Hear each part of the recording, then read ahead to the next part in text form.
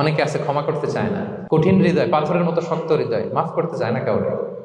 উনি আবার মুনাজাতে বসলে আল্লাহ আল্লাহ আমারে মাফ করো, আল্লাহ আমারে ক্ষমা করো, কাঁদতে কাঁদতে বুক ভাসায়। উনি ক্ষমা চায় মাগার উনি কাউরে ক্ষমা করেন না। এরকম ডাকাত আছে না নাই? চিন্তা করছেন? উনি ক্ষমা চায় আল্লাহর কাছে, কিন্তু উনি ক্ষমা করে না। প্রিয় ভাইরা, ক্ষমা করুন। যে ক্ষমা করে সে ক্ষমা পায়।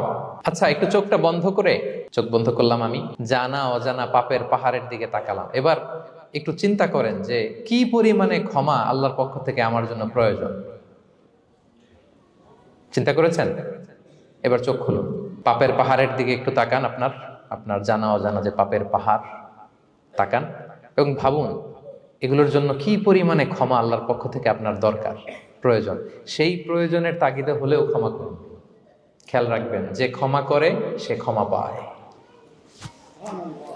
যে অন্যকে ক্ষমা করে না সে ক্ষমা পায় না। তাহলে আল্লাহর কাছে ক্ষমা চাওয়ার আগে আপনি আপনার পাশের লোকদেরকে ক্ষমা করবেন। পারা যাবে তো ইনশাআল্লাহ? ক্ষমা এটা সবাই করতে পারে না, এটা অনেক বড় মহৎ গুণ। যার হৃদয় বড় সে ক্ষমা করতে পারে।